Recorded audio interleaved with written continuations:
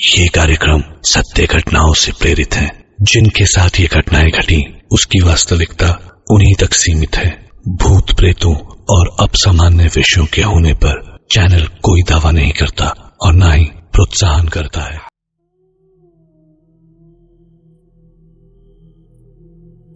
सो hey everyone, कैसे हैं आप सब। मेरा नाम है दीपक विश्वकर्मा और आप देख रहे हैं dark legend horror stories YouTube channel, जहां मैं आप सभी को डरावनी कहानियां सुनाता रहता हूं।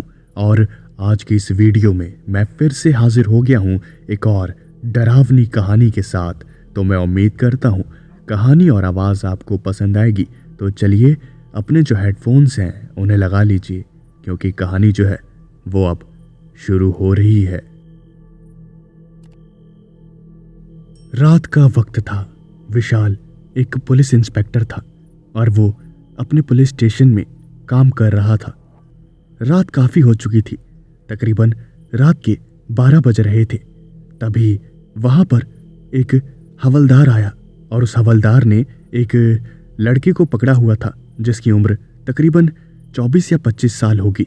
और वो हवलदार उस लड़के को मारते हुए विशाल के पास लेकर आया और विशाल ने उस हवलदार से पूछा, क्या हुआ, क्या किया इसने।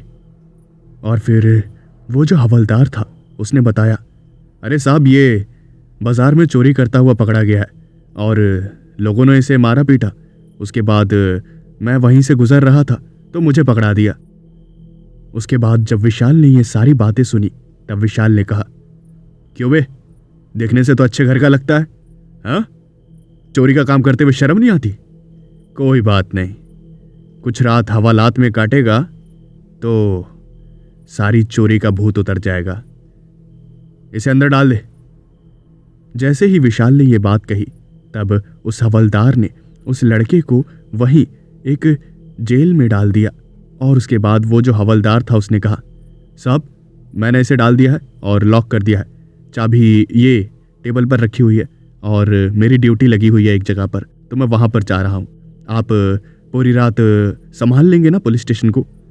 और उसके बाद विशाल ने कहा, अरे यार, आज मुझे अकेला पूरा पुलिस स्टेशन संभालना पड़ेगा। और फिर उस हवलदार ने कहा, हाँ सर, अब क्या कर सकते हैं, ड्यूटी वहाँ पर लगा दी है तो हमें तो जाना ही पड़ेगा वहाँ पर, आप यहीं पर रहिए। और उसके बाद वो जो पुलिस इंस्पेक्टर था उसने कहा, हाँ ठीक है, तुम जाओ, मैं देख लूँगा। और वो जो हवलदार था वो वहाँ से चला गया। उसके बाद रात होती गई और 1 घंटे बाद विशाल जो था उसने एक बोतल निकाली और वो वहीं पर ड्रिंक करने लगा। और उसने बहुत ही ज़्यादा ड्रिंक कर ली थी और ड्रिंक करने के बाद वो वहीं पुलिस स्टेशन में ही सोने लगा। उसे तभी अचानक से एक सीटी की आवाज़ सुनाई दी और जैसे ही उसने सीटी की आवाज़ सुनी तब उसने चिल्लाते हुए कहा, कौन है ये, कौन सीटी बजा रहा है, किसे सीटी बजाने का भूत चढ़ा हुआ है, हाँ? मार मार के सारा भूत उतार दूंगा, समझे? और उसके बाद ये कहकर विशाल जो था वो शांत बैठ गया। और थोड़ी देर बाद फिर से वही सीटी की जो आवाज़ थी वो पूरे पुलिस स्टेशन में गूंजी। और इस बार विशाल को बहुत गुस्सा आया और वो नशे में ही खड़ा हुआ और उसके बाद लड़खड़ाता हुआ वहाँ जहाँ पर कैदियों को रखा जाता है वहाँ पर पहुँचा। वहाँ पर कोई भी नहीं था, बस उस अकेले लड़के के अलावा। और विशाल ने उस लड़के को कहा, क्यों बे, तू ही सीटी बजा रहा है ना, हाँ? देख, मेरा मूड मत खराब कर, तू मेरे बारे में जानता नहीं है। अगर मेरा एक बार मूड खराब हो गया ना तो मैं तुझे इस जेल के अंदर नरक की सैर करवाऊंगा, समझा? अब शांति से बैठ जा। वो चुपचाप से वहीं एक कोने में बैठा रहा, लेकिन उसके चेहरे पर बिल्कुल भी डर दिखाई नहीं दे रहा था, जैसे उसे कोई फर्क पड़ा ही नहीं कि उस पुलिस इंस्पेक्टर ने क्या कहा है। और विशाल जो था वो अपनी सीट पर आकर वापस बैठ गया और सोने लगा। तभी अचानक से ठंडी हवा जो थी वो चलने लगी और विशाल जो था उसे काफ़ी अजीब लगा, क्योंकि पहली बार ऐसा हुआ था। सारे पंखे बंद थे तो आखिर ये हवा चल कैसे रही थी। और विशाल जो था उसे कुछ ठीक नहीं लग रहा था। उसने सोचा कि शायद उसने कुछ ज़्यादा ड्रिंक कर ली है, जिसकी वजह से उसकी तबीयत उसे ख़राब लग रही है और उसे आराम की ज़रूरत है। इसलिए उसने ज़्यादा कुछ सोचा नहीं और लेट गया। और थोड़ी देर बाद उसे फिर से सीटी की जो आवाज़ थी वो सुनाई दी। और जैसे ही उसने सीटी की आवाज़ जो सुनी तो उसका जो गुस्सा था वो 7वें आसमान पर पहुंच गया और वो गालियां देते हुए सीधा वहां उस लड़के के पास गया। और विशाल ने कहा, तू ऐसे नहीं मानेगा, ज़्यादा सीटी बजाने का शौक है तुझे, रुक अभी बताता हूँ, रुक। और जैसे ही विशाल वहां लॉकअप के पास पहुंचा तो उसने देखा कि उस लॉकअप में वो लड़का था ही नहीं। और जैसे ही विशाल ने ये देखा तो उसकी हालत जो थी वो खराब हो गई। और उसने चारों तरफ देखा तो उसे कोई नज़र नहीं आया। आखिर वो लड़का उस लॉकअप से निकलकर कहाँ चला गया, यही सोचकर विशाल का जो दिमाग था वो घूम रहा था। उसने लॉकअप को चेक किया तो लॉकअप जो था वो अच्छी तरह से लॉक था। तो आखिर वो बाहर निकला कैसे? थोड़ी ही देर बाद उसे वहां पर सीटी की आवाज़ सुनाई देने लगी और जो पुलिस स्टेशन की लाइट थी वो अपने आप ही बंद हो गई और पूरे पुलिस स्टेशन में अंधेरा हो गया। विशाल बहुत ज़्यादा डरा हुआ था और उसे अंधेरे में बहुत डर लग रहा था। उसने अपने मोबाइल की टॉर्च को ऑन किया और टॉर्च की रोशनी में ही वो वहाँ पर इलेक्ट्रिकल पैनल के पास गया जहाँ पर सारी MCBs लगी हुई थी। लेकिन वहाँ सारी MCBs जो थी वो उठी हुई थी। इसका मतलब वहाँ से कोई प्रॉब्लम नहीं था, कोई इलेक्ट्रिकल फॉल्ट आ गया था। और जब विशाल ने ये देखा तो उसने अपने मोबाइल से फ़ोन मिलाया एक इलेक्ट्रिशियन को, लेकिन फ़ोन जो था वो कनेक्ट नहीं हो रहा था। बार बार फ़ोन अपने आप ही कट जा रहा था। और उसके बाद परेशान होकर विशाल ने लैंडलाइन ट्राई की और उसने लैंडलाइन पर नंबर डायल करके फ़ोन अपने कान पर लगाया और उसके बाद रिंग बजने लगी। जैसे ही रिंग बजी तब विशाल ने चैन की सांस ली और उसके बाद जो कुछ भी हुआ वो यकीन करने के लायक नहीं था। सामने से किसी ने फ़ोन उठाया और विशाल ने कहा, हेलो, मैं इंस्पेक्टर विशाल बोल रहा हूँ। यहाँ पुलिस स्टेशन में लाइट चली गई है तो आप किसी इलेक्ट्रिशियन को भेज दीजिए। और जैसे ही विशाल ने ये सारी बातें बोली तो सामने से एक आवाज़ आई, इलेक्ट्रिशियन? कोई इलेक्ट्रिशियन नहीं है। अब बिजली का क्या करोगे? वैसे भी आज तुम्हारी जिंदगी की आखिरी रात है। विशाल ने जैसे ही ये सुना तो उसने गुस्से में कहा, ओए 2 कौड़ी के बिजली वाले, तेरी हिम्मत कैसे हुई ये बात बोलने की? हाँ, तेरे दुकान में घुस के तुझे मारूंगा, रुक अभी बताता हूं तुझे। और वो जो फ़ोन था वो काट दिया गया और विशाल जो था वो बहुत ही ज़्यादा गुस्से में था। उसने अपनी बंदूक उठाई और वो पुलिस स्टेशन से बाहर जा ही रहा था।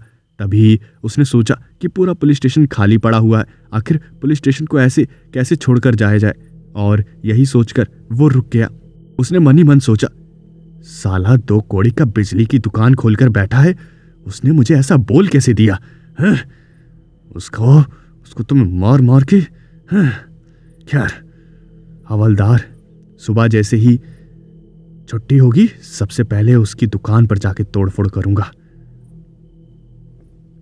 पूरे पुलिस स्टेशन में अंधेरा था और विशाल से अंधेरे में रहा नहीं जा रहा था। इसलिए उसने सोचा चलो एक बार फिर से फ़ोन करके बोला जाए। और उसके बाद विशाल ने फिर से फ़ोन किया और उसके बाद विशाल ने चिल्लाते हुए कहा, सुन बे, अगर तेरे को अपनी जान और दुकान प्यारी है तो एक इलेक्ट्रिशियन भेज दे, वरना तेरे घर में घुस के तेरे माथे के बीचों बीच गोली मारूंगा, समझा? और उसके बाद सामने से आवाज़ आई, साहब आप ये क्यों बोल रहे हैं? सब मैंने कोई गलती कर दी है क्या? हाँ आप ऐसा क्यों बोल रहे हैं? और उसके बाद विशाल ने कहा, क्यों बे, अभी मैंने पहले फ़ोन किया था तब तो बहुत अकड़ से बात कर रहा था कि नहीं है इलेक्ट्रिशियन, और अब कहाँ गायब हो गई तेरी अकड़? हाँ? और उसके बाद उस दुकान वाले ने कहा, आप कैसी बात कर रहे हो साहब? ये तो आपने मुझे पहली बार फ़ोन किया है और इससे पहले कोई फ़ोन नहीं आया है। और जैसे ही विशाल ने ये बात सुनी तब उसने हंसते हुए कहा, जब दम नहीं होता तो अकड़ता क्यों है? हाँ, कोई नहीं, तेरा हिसाब तो मैं कर ही दूंगा, लेकिन अगर तुझे अपनी दुकान और जान प्यारी है तो एक इलेक्ट्रिशियन यहां भेज दे, समझा? और फिर उस दुकान वाले ने कहा, साहब आप ये कैसी बात कर रहे हैं? इतनी रात हो रखी है, इतनी रात को कौन आएगा? और उसके बाद उस विशाल ने कहा, मुझे नहीं पता, समझा? या किसी इलेक्ट्रिशियन को भेज या खुद आकर ठीक कर। ठीक तो करवाना ही पड़ेगा तुझे, समझा? और कैसे करेगा वो तू जान, और अगर तू नहीं किया तो फिर तू देखियो। और फिर ये कहकर विशाल ने फोन काट दिया। और उसके बाद वो सोचने लगा, यार ये पहली कॉल में तो बहुत अकड़ के बात कर रहा था, दूसरी कॉल में क्या हुआ? डर गया होगा। खैर, और उसके बाद उसे किसी की कदमों की आवाजें सुनाई दी, जैसे उस पुलिस स्टेशन में कोई चल रहा हो। और विशाल जो था उसने अपनी जो गन थी उसे निकाल लिया और उसने कहा, कौन है? कौन है? मुझे पता है, चोर कहीं के तू ही छुपा हुआ है। देख, अगर चाहता है कि मैं तुझे गोलियां ना मारूं तो फिर तुरंत बाहर आ जा, जहां भी है। मैं प्रॉमिस करता हूं, मैं कुछ भी नहीं कहूंगा और चुपचाप से लॉकअप के अंदर चला जा। और मुझे पता कि आखिर तू लॉकअप के बाहर कैसे निकला, समझा? और अगर तूने नहीं बताया या फिर कोई और होशियारी करी तो फिर मैं जिम्मेदारी नहीं लूंगा कि तेरा कितना बुरा हाल होगा। और जैसे ही ये बात विशाल ने कही तो वहां पूरे पुलिस स्टेशन में किसी के हंसने की आवाज गूंजने लगी। और वो जो आवाज थी वो अलग अलग डायरेक्शन से आ रही थी। विशाल ने कहा, ये क्या हो रहा है? ये एक डायरेक्शन से हंसने की आवाज आती तो समझ आता, ये अलग अलग डायरेक्शन से ये कैसे कैसे हो रहा है? और जैसे ही विशाल ने ये सब देखा तो उसे डर लगने लगा और वो पुलिस स्टेशन से बाहर निकलने के लिए मेन गेट पर गया। और जैसे ही वो वहां पर गया तो उसने देखा कि मेन गेट बंद था। उसने मेन गेट को खोलने की बहुत कोशिश करी, लेकिन मेन गेट नहीं खुला। उसने अपनी पूरी ताकत से मेन गेट को धक्का दिया, ताकत लगाई, लेकिन उसकी हर कोशिश नाकामयाब हो गई। और उसके बाद उसने, और तभी अचानक से उसका जो फ़ोन था वो बजने लगा। और उसके बाद उसने अपना फ़ोन उठाकर देखा तो कोई अननोन नंबर से था। और उसके बाद उसने कॉल पिकअप करी तो सामने से जो आवाज़ आई उसे सुनकर विशाल की जो रूह थी वो कांप गई। सामने से आवाज़ आई, जितनी मर्जी कोशिश कर ले तो नहीं बचेगा। तेरे पापों का घड़ा अब भर चुका है, समझा? आज तेरी जिंदगी की आखिरी रात है। जैसे ही ये बात विशाल ने सुनी तब विशाल ने कहा, कौन है? कौन है? देख, तू जो कोई भी है, मैं तुझे बता रहा हूं, मुझसे पंगा लेकर तू अच्छा नहीं कर रहा, समझा? तुझे पता नहीं है मेरे बारे में। और उसके बाद सामने से आवाज आई, मुझे अच्छी तरह से पता है कि तू कौन है।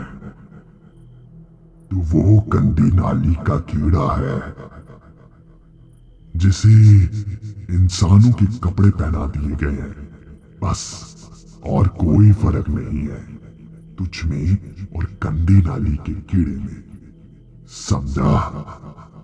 और उसके बाद विशाल ने कहा, शायद तुझे पता नहीं है पुलिस के बारे में। ये जो तू कॉल कर रहा है ना, तेरी लोकेशन मैं ट्रेस करवा लूंगा और उसके बाद तेरी लोकेशन पर ही आकर तुझे इतना मारूंगा कि तू याद रखेगा कि तूने जिंदगी की सबसे बड़ी गलती मुझसे पंगा लेकर करी थी, समझा तू? और उसके बाद सामने से आवाज आई, लोकेशन तो तब ट्रेस करवाएगा जब तेरा फोन किसी कॉल पर होगा, है ना? तभी तो करवाएगा। जैसे ही ये बात विशाल ने सुनी तब विशाल ने अपना फोन देखा तो उसका जो फोन था वो स्विच ऑफ पड़ा हुआ था। उसका फोन अचानक से स्विच ऑफ कैसे हो गया, इस बारे में सोच के ही विशाल का दिमाग घूम गया। उसने अपना फोन स्विच ऑन करा तो उसके जो फोन के नेटवर्क्स थे वो पूरी तरह से गायब हो गए थे और उस फोन के अंदर से आवाज आई, क्या हुआ? अब पता कैसे लोकेशन ट्रेस करवाएगा?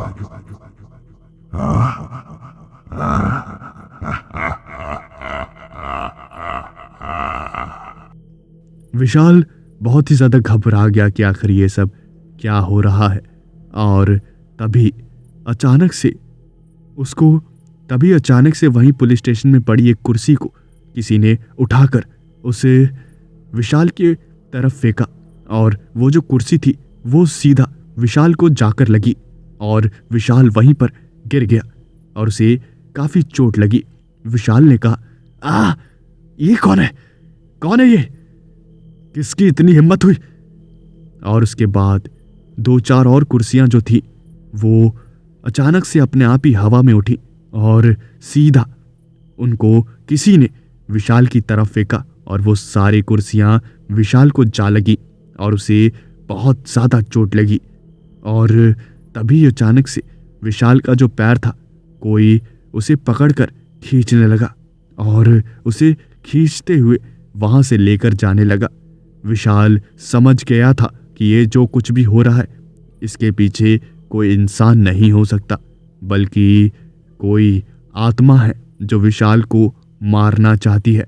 और विशाल जो था वो चीखने चिल्लाने लगा, लेकिन उसके चीखने चिल्लाने का कोई फायदा नहीं हो रहा था बल्कि उस पूरे पुलिस स्टेशन में सिर्फ एक ही आवाज़ गूंज रही थी, वो भी एक लड़के की हंसने की। और वो जो अदृश्य शक्ति थी वो उस विशाल को खींचती हुई लॉकअप के अंदर ले गई और उसने उस विशाल को एक कुर्सी से बांध दिया। जब विशाल कुर्सी से बंध गया तब उसे एक आवाज सुनाई दी, बहुत मजा आता है ना तुझे टॉर्चर करने में? आज तू टॉर्चर होगा और इतना ज्यादा टॉर्चर होगा कि तुझे नर्क स्वर्ग लगेगा, समझा तू?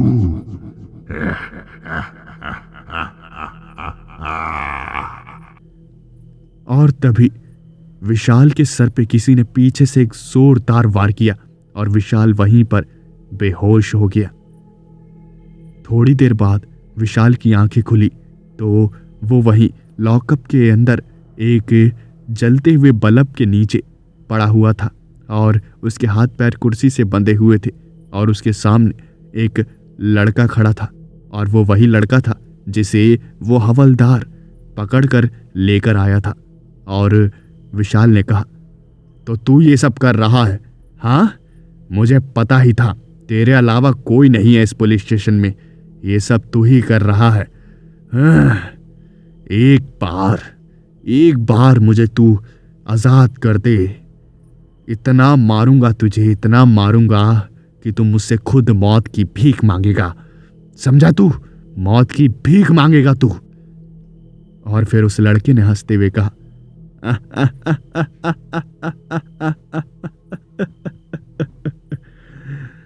कितने बेवकूफ हो तुम, कितने बेवकूफ हो, इतना सब होने के बावजूद भी नहीं समझ पाए? हाँ, इतनी सारी चीजें हुई फिर भी तुम्हारे दिमाग में एक छोटी सी बात नहीं घुसी कि मुझे मारना इम्पॉसिबल है। क्या तुम्हें लगता है कि बंद लॉकअप से कोई व्यक्ति बाहर आ सकता है?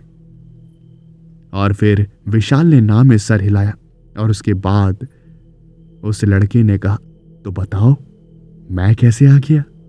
हाँ? और फिर विशाल ने कहा, पता नहीं। और उस लड़के ने कहा, क्योंकि मैं जिंदा ही नहीं हूं। याद करो, कहीं मुझे देखा है? कहीं तो देखा होगा, है ना? कहीं तो देखा होगा, याद करो। और विशाल ने कहा, शक्ल तो देखी देखी हुई लग रही है, लेकिन याद नहीं आ रहा। कौन है तू? मुझे समझ नहीं आ रहा। और उसके बाद उस लड़के ने कहा, हाँ, तुम्हारी गलती नहीं है, काफी साल हो गए हैं। चलो मैं याद दिलाता हूं। आज से तकरीबन 3 साल पहले ऐसी ही रात थी। वही हवलदार एक लड़के को पकड़कर लेकर आया था और उस लड़के ने चोरी करने की कोशिश करी थी, लेकिन लोगों ने उसे पकड़ लिया था और बहुत मारा पीटा था। और उसके बाद उस हवलदार को सौंप दिया था और वो हवलदार उस लड़के को यहां लेकर आ गया था। लेकिन उस रात भी तुम नशे में धुत थे और तुम्हें तुम्हारे अंदर किसी बात का कोई गुस्सा भरा हुआ था और तुम नशे में गुस्सा उतारने के लिए कुछ ढूंढ रहे थे कि तुम गुस्सा किसके ऊपर उतारो। लेकिन उस रात भी जैसे आज की रात थी, पुलिस स्टेशन में मेरे और तुम्हारे अलावा कोई नहीं था। और उस रात तुमने मुझे इसी लॉकअप में ऐसे ही एक कुर्सी के ऊपर बांधकर मुझे इतना टॉर्चर किया कि मैं सह नहीं पाया। कभी बिजली के करंट लगाए,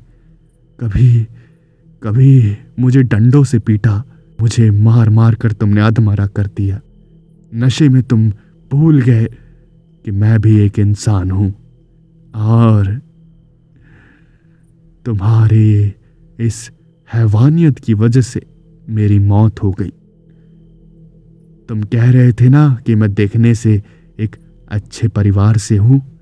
हाँ, मैं एक अच्छे परिवार से था, लेकिन समय ने कुछ ऐसा खेल खेला कि सब कुछ खत्म हो गया। हम बहुत ही ज्यादा गरीब हो गए और मेरी माँ के इलाज के लिए मेरे पास पैसे नहीं थे। मैं अपनी माँ से बहुत प्यार करता था और अपनी माँ को बचाने के लिए ही मैंने गलत रास्ता अपनाया, चोरी करने की कोशिश करी। मैं तुमसे बार बार कहता रहा कि मुझे छोड़ दो, आगे से मैं चोरी नहीं करूंगा, लेकिन तुमने मेरी एक ना सुनी। और देखो, आज मेरा वक्त है। मेरी आत्मा को कभी शांति नहीं मिली। मैं बदले की आग में जलता रहा और आज जाकर मेरा बदला पूरा होगा।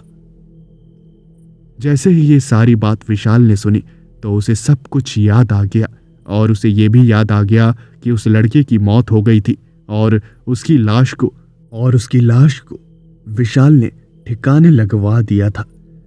और जब ये सब उसे याद आया तो उसके पैर कांपने लगे, उसका पूरा शरीर कांपने लगा और उसे समझ आ गया कि अब उसका बचना लगभग नामुमकिन है। वो अपनी जान की भीख मांगने लगा, लेकिन उस लड़की की आत्मा ने कोई भी रहम नहीं बरसाया। जितना टॉर्चर विशाल ने उस लड़की को किया था, उससे ज्यादा टॉर्चर उसे खुद झेलना पड़ा। उस लड़के ने विशाल के ऊपर एक बाल्टी पानी डाला और विशाल जो था वो बार बार रहम की भीख मांग रहा था और वो लड़का जो था वो हंस रहा था। उस लड़के ने 2 बिजली की तारें उस विशाल के शरीर में टच कर दी, जिसकी वजह से विशाल को बहुत जोरों का करंट लगा और वो तड़पने लगा। तड़पते तड़पते वो रहम की भीख मांग रहा था। और उसके बाद पूरी रात विशाल ऐसे ही टॉर्चर होता रहा और सुबह सुबह जब पुलिस स्टेशन में बाकी के लोग आए तो उन्होंने देखा कि विशाल जो था उसकी मौत हो चुकी थी और उसका जो सर था वो धड़ से अलग था और उसके खून से पूरा लॉकअप लाल था और एक दीवार पर लिखा हुआ था, मेरा बदला पूरा हुआ।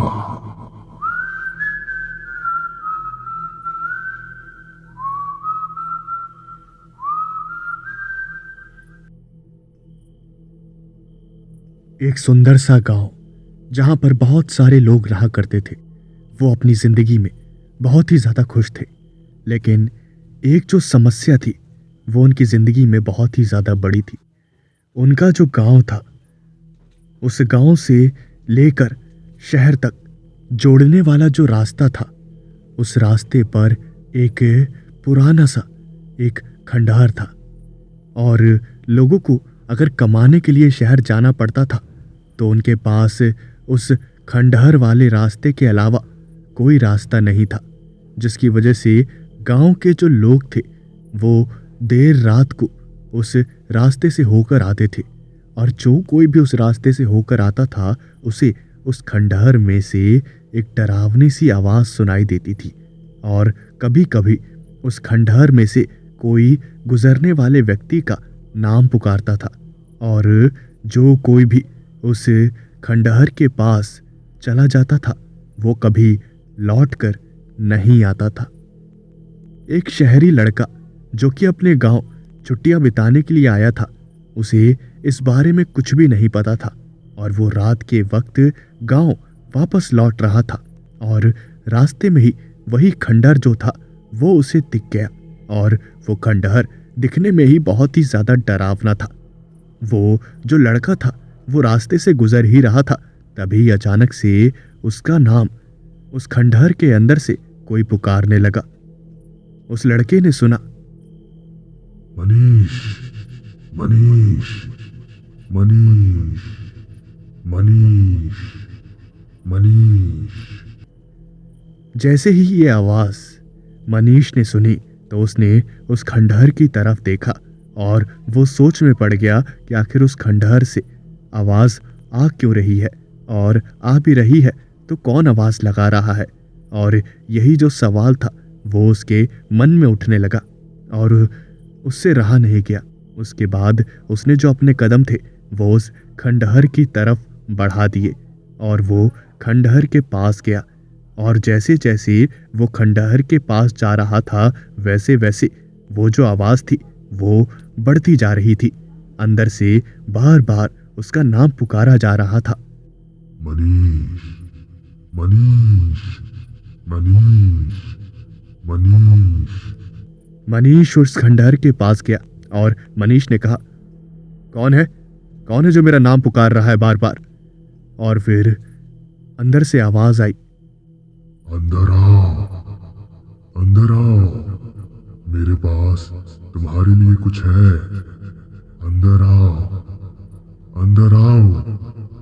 और फिर मनीष ने जैसे ही ये बात सुनी तब वो खंडहर के अंदर कदम रखने ही वाला था, तभी पीछे से एक आवाज आई, अबे ओ बेवकूफ, तू कहां अंदर घुस रहा है? तुझे उस खंडहर के बारे में पता भी है? और फिर मनीष ने पीछे मुड़कर देखा तो पीछे एक बूढ़ा आदमी खड़ा था और उस बूढ़े आदमी ने मनीष को डांटते हुए कहा, तू वहां क्या करने गया है? हाँ, क्या तेरा दिमाग खराब है? और फिर वो जो मनीष था उसने कहा, कुछ नहीं अंकल, वो अंदर से आवाज आ रही थी, मेरा कोई नाम पुकार रहा था, कोई है अंदर जो मुझसे मिलना चाहता है। और फिर वो जो बूढ़ा आदमी था उसने कहा, अरे बेवकूफ, तू ही बता, इतनी रात को इस खंडहर में कौन तेरा नाम पुकारेगा? हाँ, इतने डरावने खंडहर के पास कोई आना भी पसंद नहीं करता तो तेरा नाम कौन पुकारेगा अंदर से? और फिर मनीष ने कहा, अंकल अब ये तो मुझे नहीं पता, लेकिन अंदर से आवाज तो आ रही है। और फिर वो जो अंकल थे उन्होंने कहा, चुपचाप से भाग जा यहां से, समझा? और फिर मनीष ने कहा, आप ऐसे व्यवहार क्यों कर रहे हैं? हाँ, आप क्या मुझे जानते हैं? और वो जो अंकल थे उन्होंने कहा, अरे बेवकूफ, जितना कह रहा हूं चला जा यहां से, वरना। और फिर मनीष ने कहा, माफ करिएगा, मैं जा रहा हूं। ये कहकर मनीष ने अपने जो कदम थे वो सीधा गांव की तरफ बढ़ा लिए और वो जो मनीष था वो अपने घर पहुंच गया। और उसके बाद वो जब घर पहुंचा तब उसने अपने घर के बाहर अपने माता पिता को खड़े हुए देखा और जैसे ही वो आया तब उसके जो माता पिता थे वो भागते हुए मनीष के पास आए। और उसके बाद मनीष के जो पिता थे उन्होंने बोला, अरे बेवकूफ, इतनी रात को कहाँ था तू? हाँ, यहाँ हम तेरी चिंता में मरे जा रहे हैं और तू कहाँ घूम रहा है? और उसके बाद मनीष जो था उसने कहा, अरे डैड, मैं बस घूमने के लिए गया था। मैं तो बस यहाँ का नेचर देखना चाहता था और कुछ नहीं।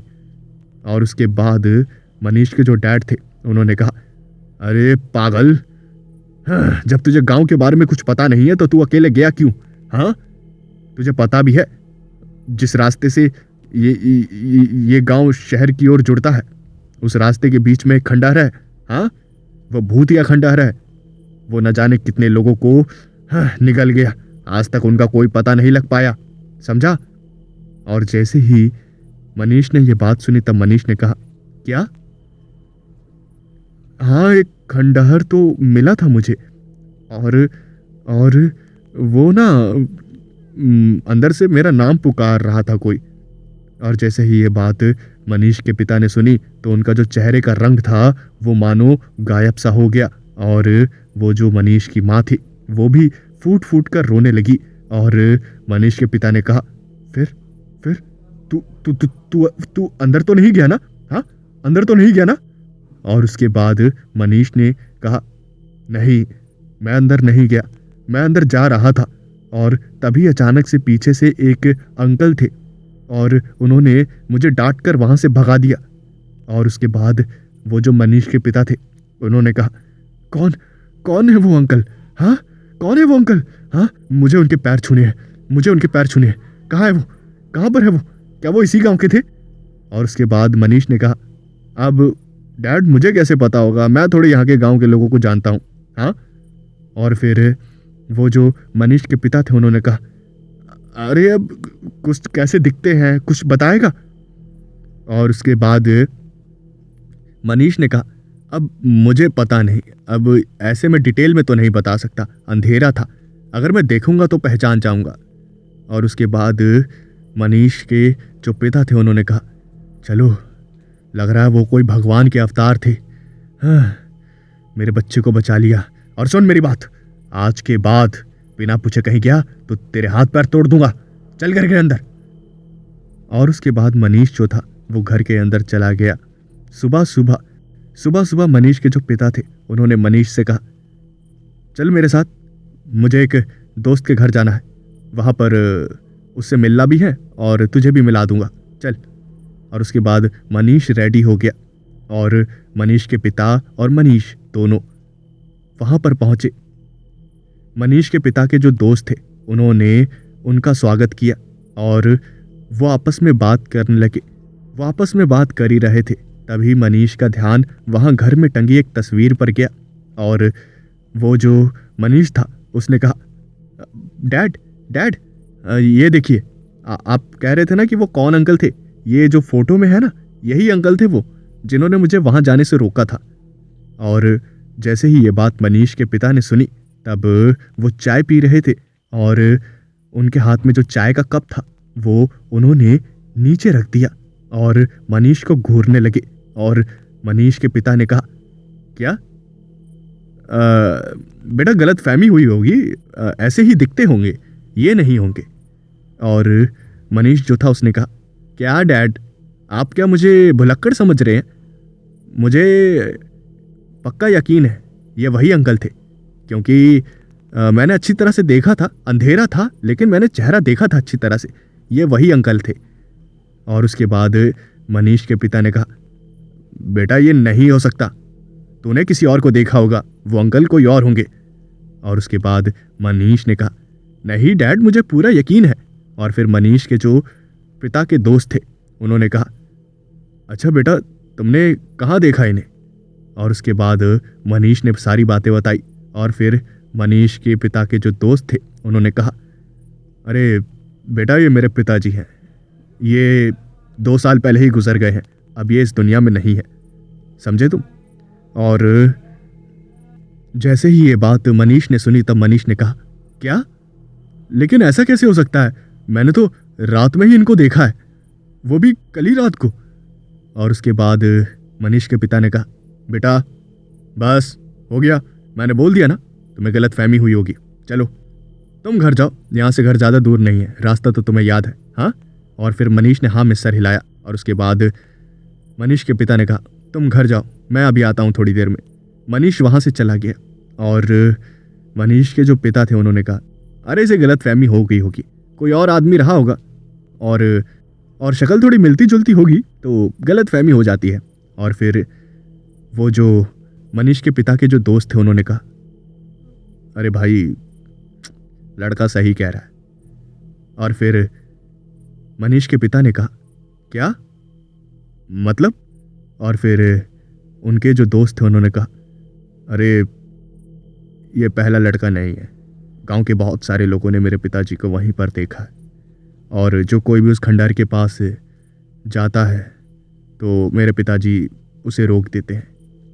और उसके बाद जैसे ही मनीष के पिता ने ये बात सुनी तब उन्होंने कहा क्या सच में?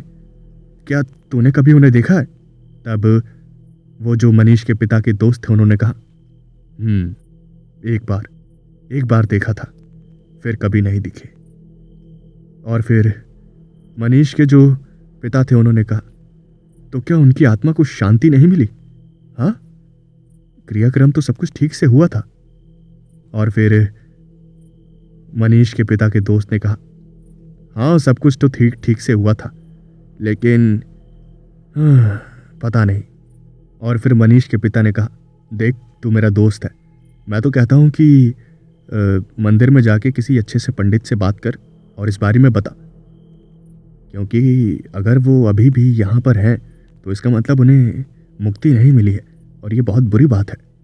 और उसके बाद मनीष के पिता के दोस्त ने कहा ठीक है हम दोनों साथ में चलते हैं। और पंडितों ने और वहाँ मंदिर के जो पंडित थे उन्होंने कुछ समाधान बताए और वो सारे समाधान करने के बाद उन अंकल की आत्मा को मुक्ति मिल गई और फिर उन्हें कभी वहाँ पर देखा नहीं गया। लेकिन कहते हैं कि आज भी कोई भी उस खंडहर के पास से गुजरता है तो उसे अंदर से आवाज़ आती है और वो आवाज़ गुजरने वाले व्यक्ति का नाम पुकारती है मनीष मनीष मनीष मनीष। एक फैमिली ने एक नया घर खरीदा था और वो उस घर के अंदर हाल ही में शिफ्ट हुए थे। उस फैमिली के अंदर जूली और उसका भाई डेव और उसके पेरेंट्स थे। वो एक हैप्पी फैमिली थी और उन्होंने काफ़ी मेहनत से एक नया घर जो था वो खरीद लिया था। वो घर बहुत ही ज़्यादा खूबसूरत था, उन्हें किसी भी चीज़ की कोई प्रॉब्लम नहीं थी वहाँ पर। लेकिन एक चीज़ जो थी वो बहुत ही ज़्यादा परेशान करने वाली थी। उस घर के बगल में एक और घर था और वो घर बहुत ही ज़्यादा अजीब और डरावना सा था। उस घर को देखकर कोई भी उस घर को भूतिया कहने में देर नहीं लगाएगा। एक रात जूली और उसका भाई डेव दोनों लेट नाइट शो देख रहे थे और तभी उनके कमरे की जो खिड़की थी वो अपने आप खुल गई और ये बहुत ही ज़्यादा अजीब और डरावनी बात थी। डेव ने कहा अरे ये खिड़की अपने आप कैसे खुल गई? और उसके बाद जूली ने कहा देख कोई भूत प्रेत होगा, है ना, तभी तो खुल गई। अरे बेवकूफ़, तेज़ हवा चल रही होगी तो खुल गई होगी खिड़की, उसमें क्या है, तू लॉक करना भूल गया होगा, चल अब जा खिड़की बंद कर दे। और उसके बाद डेव उठा और वो खिड़की बंद कर रहा था। तभी उसने बाहर देखा तो बाहर बिल्कुल हवा चल ही नहीं रही थी, एकदम नॉर्मल हवा थी जिससे खिड़की खुलना लगभग इम्पॉसिबल था। और उसके बाद वो सोच में पड़ गया और उसके बाद जूली ने कहा अरे क्यों फालतू का दिमाग लगा रहा है जब तेरे पास दिमाग नहीं है? हाँ, खिड़की को बंद कर और वापस आ, देख शो मिस हो जाएगा। और उसके बाद डेव ने सोचना बंद किया और वो खिड़की को बंद कर ही रहा था। तभी उसे जो सामने वाला घर था उसमें एक डरावनी सी चीज़ नजर आई। उसमें उसने एक बूढ़ी औरत को बैठा हुआ देखा और वो बूढ़ी औरत एक टक लगा के डेव को ही घूर रही थी। और उस बूढ़ी औरत का घूरना इतना ज़्यादा डरावना था कि डेव की हालत जो थी वो खराब हो गई। जूली ने कहा अरे क्या हुआ? हाँ क्या हुआ, तू खिड़की बंद क्यों नहीं कर रहा? और उसके बाद डेव ने कोई जवाब नहीं दिया और उसके बाद जूली उठी। उसने खिड़की के बाहर देखा और जूली ने कहा, अरे क्या है यार, क्या ऐसा देख लिया तूने जो तू इतना डर रहा है? हाँ? डेव ने अपनी उंगली का इशारा करते हुए उस बूढ़ी औरत की तरफ इशारा किया और जब जूली ने उस बूढ़ी औरत को देखा तो उसके चेहरे की भी जो रंगत थी वो उड़ गई और उसने डेव को तुरंत कमरे में धक्का दिया और खिड़की को बंद कर दिया। उसके बाद वो जो जूली थी उसने कहा, अरे यार कितनी डरावनी शक्ल थी उस बुढ़िया की, हैं? बड़ा डर लग गया मेरे को तो। बंद करिए, आज के बाद से खिड़की मत खोलियो। मैं उस बुढ़िया की शक्ल वापस नहीं देखना चाहती। और उसके बाद डेव ने कहा, अरे मुझे तो खुद डर लग रहा था, लेकिन न जाने कैसे मेरे हाथ पैर जो थे वो जाम से हो गए थे। मुझे बहुत डर लग रहा था, क्या ही बताऊं। और उन्होंने उस रात के बाद से उस कमरे की जो वो वाली खिड़की थी जिससे वो घर दिखता था वो कभी नहीं खोली। और दिन बीतते गए, सब कुछ नॉर्मल था। और एक दिन उनके जो पेरेंट्स थे उन्होंने कहा, बेटा एक्चुअली हमें ना किसी काम से तुम्हारी मॉम को और मुझे आउट ऑफ स्टेशन जाना पड़ रहा है, तो हमें थोड़ा टाइम लग जाएगा। मैं चाहता हूँ कि तुम अपना ख्याल रखो और यहीं पर अपना रहो। तुम दोनों भाई बहन हो, बहुत स्ट्रांग हो, एक दूसरे का ख्याल रख लोगे, मुझे पूरी उम्मीद है। और कोई भी प्रॉब्लम हो तो मुझे फ़ोन कर देना। मैंने सारा जो बंदोबस्त है वो कर लिया है और भूख लगे, कुछ भी लगे, पिज़्ज़ा वगैरह मंगा के खा लेना, ठीक है? और लड़ाई मत करना, कोई भी प्रॉब्लम हो मुझे कॉल करना, ओके? और उसके बाद डेव जो था वो खुश हो गया और जूली जो थी उसका जो मुंह था वो उतर गया। डेव ने जूली से कहा, अरे क्या हो गया, पागल वागल है क्या तू? ऐसे मुंह लटका के क्यों खड़ी है? हाँ, अरे मॉम डैड जा रहे हैं यार, 2-3 दिन अब हमारा राज होगा पूरे घर में। हम जब चाहे सोएंगे, जब चाहे उठेंगे, आराम से शोज देखेंगे, बस खाएंगे पिएंगे, ऐश करेंगे, पढ़ाई भी नहीं करेंगे, मजा आएगा। और उसके बाद जूली ने कहा, ये सब तो ठीक है, लेकिन उस बुढ़िया की शक्ल मुझे डरा रही है।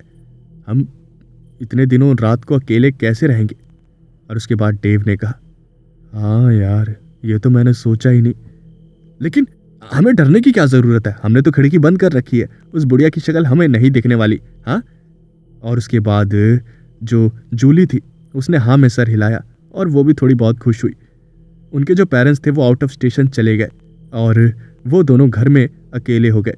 वो रात को शो देख रहे थे और तभी अचानक से घर की डोरबेल किसी ने बजाई और वो बहुत ज़्यादा डर गए क्योंकि रात के तकरीबन 12 बजे हुए थे। और जब डेव हिम्मत करके दरवाजे के पास गया तब उसने कहा, कौन है? कौन है? और उसके बाद बाहर से आवाज़ आई, बेटा डेव, मैं ही हूँ, दरवाज़ा खोलो। और जैसे ही डेव ने आवाज़ सुनी तब उसने चैन की सांस ली और उसने अपनी बहन जूली से कहा, अरे घबराओ मत, डैड है। लेकिन डैड तो आउट ऑफ स्टेशन गए हैं, तो इतनी जल्दी कैसे, मतलब क्या हो गया? और फिर डेव ने दरवाज़ा खोला तो उसने जो देखा उसे देखकर उसकी हालत ख़राब हो गई। उसने देखा वहाँ पर कोई भी नहीं था और ये बहुत ही ज़्यादा डरावना था। कुछ ही देर पहले उसे अपने डैड की आवाज़ सुनाई दी थी और उसके डैड तो वहाँ पर नहीं थे। डेव ने तुरंत दरवाज़ा बंद कर दिया और उसके बाद वो कमरे की तरफ जा ही रहा था तभी दरवाज़ा फिर से किसी ने खटखटाया और घबराते हुए डेव ने फिर से पूछा, कौन है? कौन है? और जब डेव ने यह पूछा तो बाहर से आवाज़ आई, डेव बेटा मैं हूँ, तुम्हारी मॉम, मैं और तुम्हारे डैड बाहर खड़े हैं, जल्दी दरवाज़ा खोलो। और डेव ने जब ये आवाज़ सुनी तब उसे यकीन नहीं हो रहा था कि आखिर क्या किया जाए। थोड़ी देर पहले उसने डैड की आवाज़ सुनी, अब उसने अपनी मॉम की आवाज़ सुनी, लेकिन पिछली बार तो दरवाजे पर कोई भी था ही नहीं। और वहाँ एक खिड़की थी, उस खिड़की से डेव ने झांकने की कोशिश करी और उसने जो देखा उसे देखकर उसकी जो हालत थी वो ख़राब हो गई। बाहर अंधेरे के अलावा कुछ भी नहीं था और कोई भी दरवाजे पर नहीं था और आवाज़ जो थी वो आई जा रही थी, डेव दरवाज़ा खोलो, मैं हूँ तुम्हारी मॉम, तुम दरवाज़ा क्यों नहीं खोल रहे? और ये बहुत ही ज़्यादा डरावना था। जूली बाहर आई और उसने कहा, अरे क्या हो गया, कौन था? इतनी रात को? और उसके बाद डेव ने चुप रहने का इशारा किया और जूली भी समझ गई कि कुछ प्रॉब्लम है। वो दरवाजे के पास आई और वो दरवाज़ा खोली रही थी। तभी डेव ने कहा, नहीं, दरवाज़ा मत खोलना, दरवाज़ा मत खोलना। और डोर के बाहर से आवाज़ आ रही थी, अरे जूली, तुम दरवाज़ा क्यों नहीं खोल रही? दरवाज़ा खोलो, जल्दी खोलो। और फिर जूली ने कहा, अरे ये तो मॉम है, तुम दरवाज़ा क्यों नहीं खोल रहे? और उसके बाद डेव ने जूली को अपने पास बुलाया और जूली डेव के पास गई और फिर डेव ने कहा, अरे ये देख, ये देख। और जैसे ही जूली ने खिड़की से बाहर झांक कर देखा तो उसकी हालत भी खराब हो गई, क्योंकि दरवाजे के बाहर कोई था ही नहीं, तो आवाज़ कैसे आ रही थी? यही सोचकर दोनों का दिमाग चकरा रहा था। जूली ने तुरंत फ़ोन उठाया और अपने मॉम डैड को फ़ोन किया। और उसके बाद जूली ने कहा, डैड आप कहाँ पर हैं? डैड आप आपके घर पर हैं, घर के बाहर हैं? और उसके बाद जो डेव और जूली के डैड थे उन्होंने कहा, क्या तुम कैसी बातें कर रहे हो बेटा? मैं तो आउट ऑफ स्टेशन आया हूँ ना तुम्हारी मॉम के साथ, तुम्हें पता है ना सारी बातें। मैं अभी यहीं पर हूँ स्टेशन पर, ट्रेन का वेट कर रहा हूँ। क्या हुआ, सब कुछ ठीक तो है? और उसके बाद जब ये बात जूली ने सुनी तब उसकी हालत ख़राब हो गई और उसने फ़ोन रख दिया और उसने कहा, मॉम और डैड तो स्टेशन पर है, तो बाहर कौन है? और वो दोनों समझ गए कि कुछ ना कुछ तो ज़रूर गड़बड़ है। वो दोनों बहुत ही ज़्यादा डरे हुए थे और सीधा वो अपने कमरे में चले गए। और जैसे ही वो कमरे में गए तो उन्होंने जो देखा उसे देखकर उनके हाथ पैर जम से गए, क्योंकि उनके कमरे के अंदर वही बूढ़ी औरत एक पुरानी सी चेयर पर बैठी हुई थी। और उस बूढ़ी सी औरत ने उन दोनों को देखते हुए कहा, भाग जाओ यहाँ से, ये मेरा घर है। और जैसे ही जूली और डेव ने ये बात सुनी तो वो चिल्लाते हुए वहाँ से भागने लगे। और वो 3-4 दिन जो थे वो डेव और जूली की ज़िंदगी के सबसे डरावने, मुश्किल और भयानक दिन थे। रोज़ रात को वो बूढ़ी औरत उन्हें डराती और उन दोनों का जीना जो था वो हराम हो गया था। उन्होंने जैसे तैसे रोते हुए वो 3-4 दिन काटे और 3-4 दिन बाद जब उनके पेरेंट्स वापस लौटे तब उन्होंने सारी बातें बताई। और जैसे ही ये सारी बातें जो थी उन्होंने सुनी तब उन्होंने कहा, अरे तुम्हें डर लग रहा था तो तुमने हमें पहले फ़ोन करके ये सब बताया क्यों नहीं? और फिर जूली ने कहा, डैड हमें लगा कि अगर हम आपको बता देंगे सब कुछ तो आप सारे काम छोड़कर वापस आ जाएंगे हमारे पास, इसलिए मैंने नहीं बताया। और फिर वो जो जूली और डेव के डैड थे उन्होंने कहा, अरे बेटा तुम मेरी ज़िंदगी हो, तुमसे ज़रूरी मेरे लिए कुछ भी नहीं है। तुम एक बार फ़ोन पर बोल तो देती कि तुम दोनों को डर लग रहा है, तो मैं सारे काम छोड़कर चला आता। हाँ, तुम दोनों ठीक हो ना? और फिर उनकी जो मॉम थी वो भी परेशान हो गई। वो जो जूली और डेव के डैड थे वो पास के ही एक चर्च में गए और उन्होंने वहाँ से एक प्रीस्ट को बुलाया और सारी बातें बताई। जैसे ही उस प्रीस्ट ने सारी बातें सुनी तब उसने सारी बातें बताई और उस प्रीस्ट ने कहा, अरे मैं समझ सकता हूँ, एक्चुअली मैं बहुत पुराना प्रीस्ट हूँ इस इलाके के चर्च का, और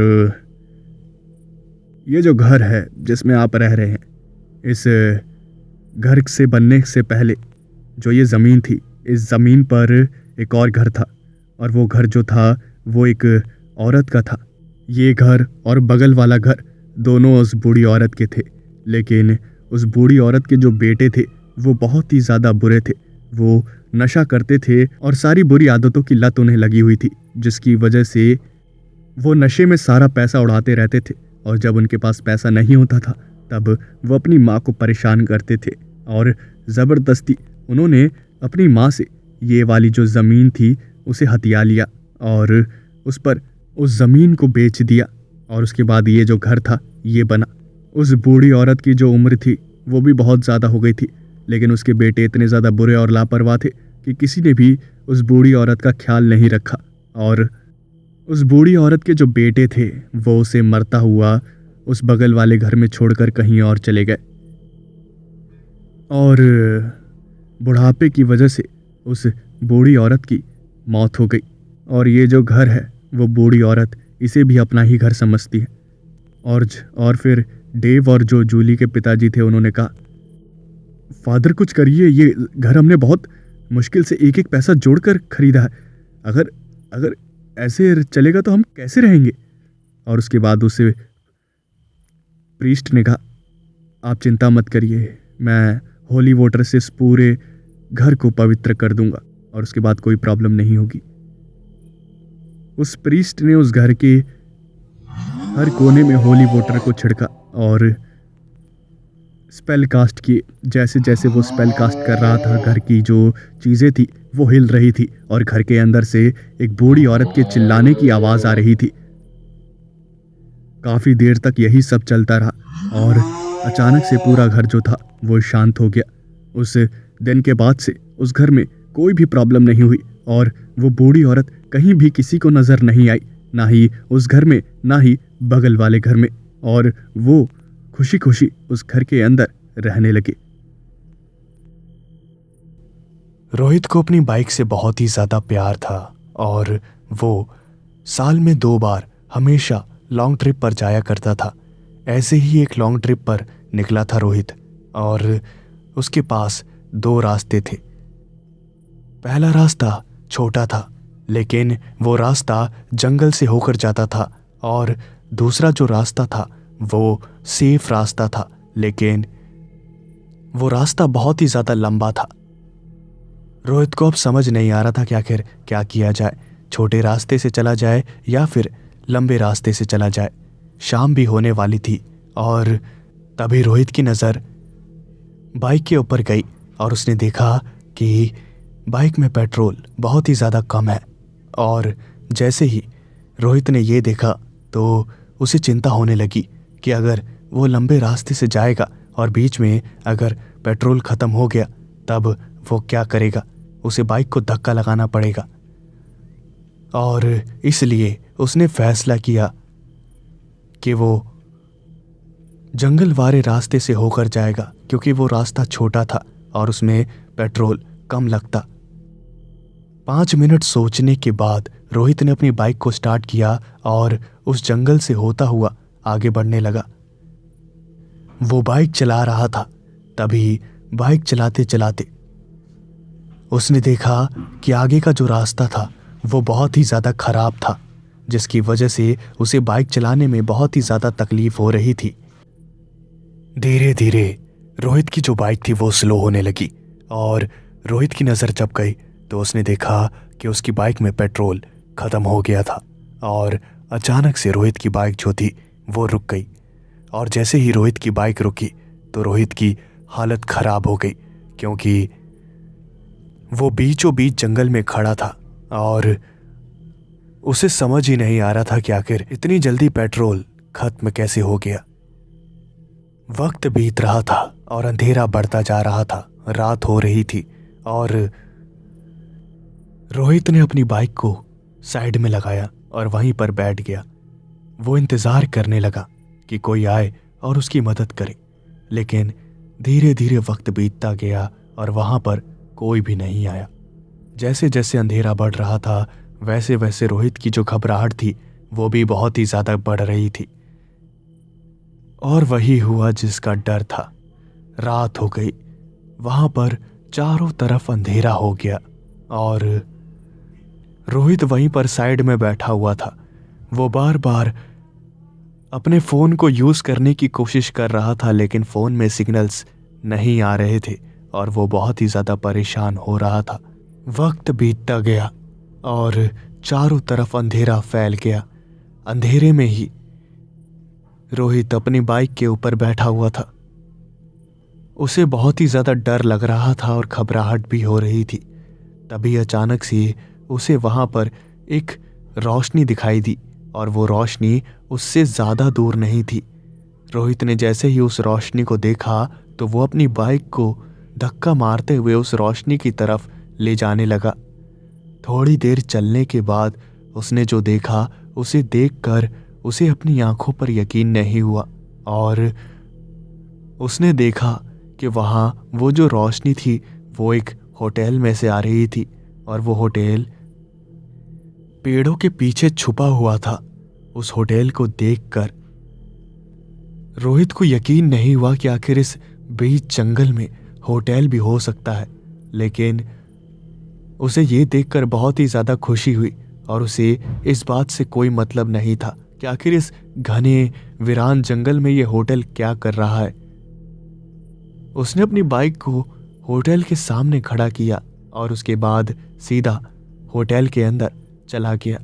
वहाँ पर एक रिसेप्शनिस्ट था और रोहित ने उस रिसेप्शन वाले से कहा, जी सर, मुझे एक रूम चाहिए, क्या मुझे मिल सकता है?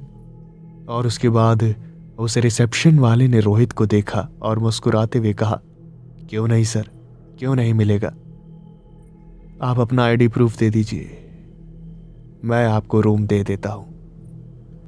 रोहित उस रिसेप्शनिस्ट को देख रहा था और रोहित को वो रिसेप्शनिस्ट कुछ ठीक नहीं लग रहा था, लेकिन मजबूरी के कारण रोहित ने ज़्यादा ध्यान नहीं दिया और उसने अपना वॉलेट निकाल कर उसमें से आईडी निकाली और उस रिसेप्शनिस्ट को पकड़ा दी।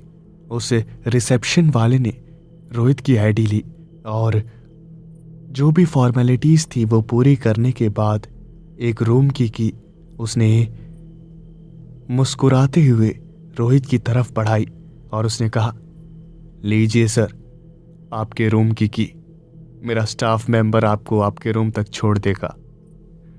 तभी एक स्टाफ का मेंबर वहां पर आया और उसने कहा, चलिए सर, मैं आपको आपके रूम तक छोड़ देता हूं। वो जो स्टाफ था वो बहुत ही ज़्यादा अजीब था। उनके चेहरे पर एक अजीब सी मुस्कुराहट थी और उस स्टाफ मेंबर ने रोहित को एक रूम के बाहर छोड़ दिया और उसने कहा, ये लो सर, आपका रूम ये रहा। रोहित ने उस स्टाफ मेंबर को देखा तो वही अजीब सी मुस्कुराहट उस स्टाफ मेंबर के चेहरे पर थी और जैसे तैसे रोहित ने इस बात को इग्नोर किया और रूम का दरवाज़ा खोलकर रूम के अंदर चला गया। रोहित जैसे ही रूम के अंदर गया उसने दरवाज़ा बंद कर लिया। रूम अच्छा था और रोहित ने कहा, रूम तो अच्छा है लेकिन यहाँ के स्टाफ वाले कितने अजीब हैं। खैर मुझे क्या, मुझे तो सुबह तक रुकना है, उसके बाद यहाँ से निकल जाऊंगा। रोहित वहीं पर लेट गया और उसके बाद उसे बहुत ही ज़्यादा भूख लगी हुई थी।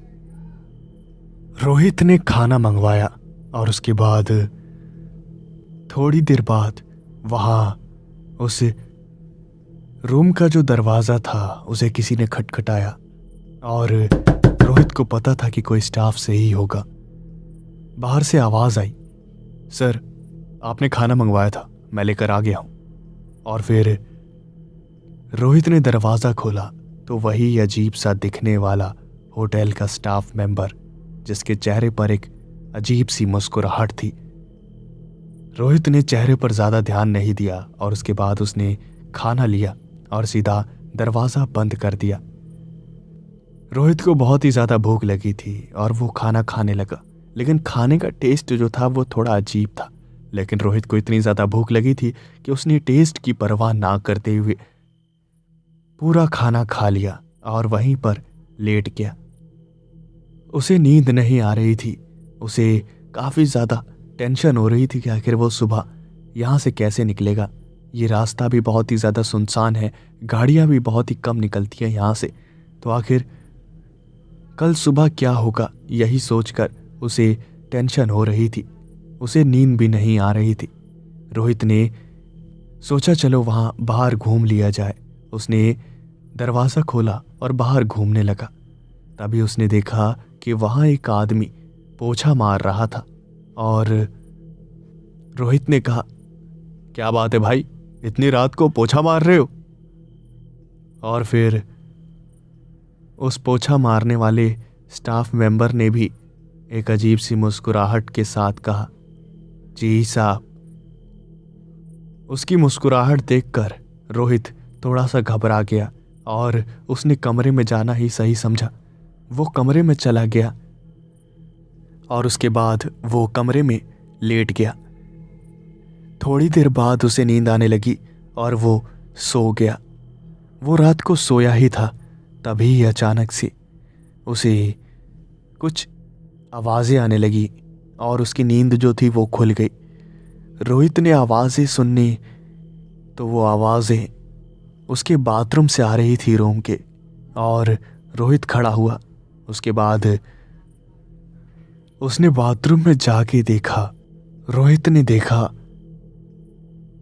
वही आदमी जिसे रोहित ने अभी थोड़ी देर पहले बाहर पोछा लगाते हुए देखा था, वो बाथरूम के अंदर टॉयलेट साफ कर रहा था। और टॉयलेट साफ करते करते उसने मुस्कुराते हुए रोहित की तरफ देखा और उस सफाई करने वाले ने कहा, क्या हो गया साहब? लग रहा है मैंने आपको उठा दिया, मुझे माफ करना। जैसे ही ये बात रोहित ने सुनी तो उसने गुस्से में कहा, ये कैसी बकवास हरकत है? तुम कमरे में कैसे आए? मैं सो रहा हूं तो तुम कमरे में आए कैसे? और फिर उस सफाई कर्मी ने कहा, अरे सर, मैं तो आपके बाथरूम की साफ सफाई करने आया था, आप तो गुस्सा हो रहे हैं। रोहित को बहुत ही ज्यादा गुस्सा आया और उसने डांट कर उस सफाई कर्मी को भगा दिया और वो सफाई कर्मी मुस्कुराता हुआ उस रूम से चला गया।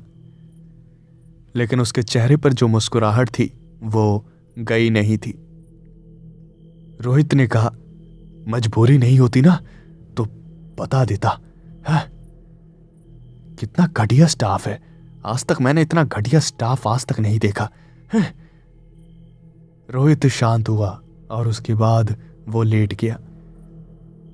थोड़ी देर बाद वो सोया ही था, तभी अचानक से उसके रूम का दरवाजा कोई खटखटाने लगा और रोहित ने कहा, यार क्या है यार, थोड़ा सा सोने की कोशिश करता हूं, कुछ ना कुछ हो जाता है, अब पता नहीं क्या हो गया। जैसे ही रोहित ने रूम का दरवाजा खोला तो उसने जो देखा उसे देखकर उसे अपनी आंखों पर यकीन नहीं हुआ। वहां पर कोई भी नहीं था। रोहित ने चारों तरफ अच्छी तरह से देखा तो दूर दूर तक किसी का कोई नामो निशान नहीं था। रोहित को कुछ समझ नहीं आया और उसके बाद उसने दरवाजे को फिर से बंद किया और फिर से सो गया। लेकिन थोड़ी देर बाद फिर से दरवाज़ा किसी ने खटखटा दिया और रोहित को इस बार बहुत ही ज़्यादा गुस्सा आया और उसने चिल्लाते हुए कहा, कौन है ये? अगर अब की बार दरवाज़ा खटखटाया तो ठीक नहीं होगा। ये कहकर रोहित ने धड़ाम से दरवाजे को बंद किया और फिर से सोने लगा। लेकिन थोड़ी देर बाद फिर से वही हुआ, दरवाज़ा किसी ने बाहर से खटखटाया और इस बार रोहित का जो गुस्सा था वो 7वें आसमान पर था। और रोहित तुरंत दरवाजे के पास गया, लेकिन उसने दरवाज़ा खोला नहीं, बल्कि उसने की होल से झांक कर देखा कि आखिर बाहर है कौन। और उसने जो देखा उसे देखकर उसे और भी ज़्यादा गुस्सा आया। उसने देखा कि उस होटल का जो रिसेप्शनिस्ट था वही रूम के बाहर खड़ा था और अजीब सी मुस्कुराहट के साथ दरवाजे को देख रहा था। रोहित ने कहा, अच्छा तो ये दरवाज़ा खटखटा रहा है, अभी बताता हूँ। गुस्से में रोहित ने जैसे ही दरवाज़ा खोला तो उसकी आंखें खौफ से चौड़ी हो गईं, क्योंकि उसने देखा कि वहां पर कोई भी खड़ा नहीं था। अचानक से वो होटल का रिसेप्शनिस्ट कहाँ गायब हो गया, यही सोच सोचकर रोहित का जो सर था वो दर्द होने लगा और वो वहीं पर बेहोश होकर गिर गया। सुबह सुबह उसे चिड़ियों की आवाज़ें सुनाई देने लगी और उसे अपने चेहरे पर काफ़ी धूप महसूस होने लगी। उसे कुछ समझ नहीं आ रहा था कि आखिर हो क्या रहा है। तभी जैसे ही वो उठा तो उसने देखा कि वो जंगल में ही पड़ा हुआ है। उसका दिमाग जो था वो घूम रहा था और उसे बहुत ही ज़्यादा सर दर्द हो रहा था। उसे समझ ही नहीं आ रहा था कि वो रात को तो होटल के रूम में सो रहा था और अचानक से सुबह यहाँ ज़मीन पर पड़ा हुआ वो कैसे ये सब। और फिर तभी अचानक से उसके पैर के नीचे कुछ कागज़ टाइप का आया और रोहित ने जैसे ही अपने पैर के नीचे देखा तो वो एक अखबार था। रोहित ने जैसे ही उस अखबार को उठाया तो उसके फ्रंट पेज पर ही एक हेडलाइन लिखी हुई थी, और वो जो न्यूज़पेपर था वो 10 साल पुराना था। और उस हेडलाइन में लिखा हुआ था, एक खूबसूरत से जंगल के बीचों बीच बनाए गए एक खूबसूरत से होटल में लगी आग, और उस आग की चपेट में आने से होटल में काम कर रहे सभी कर्मचारियों की मौत। और नीचे फोटोज लगी हुई थी।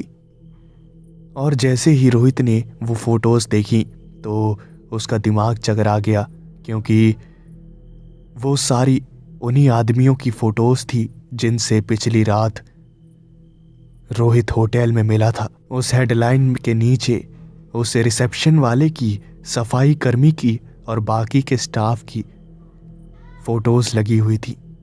इसका मतलब जिस होटल में रोहित पिछली रात रुका था वो होटल कोई आम होटल नहीं, बल्कि एक भूतिया होटल था जिसमें सारे लोग मरे हुए थे। तभी अचानक से रोहित के कानों में एक आवाज आई, वापस जरूर आइएगा सर।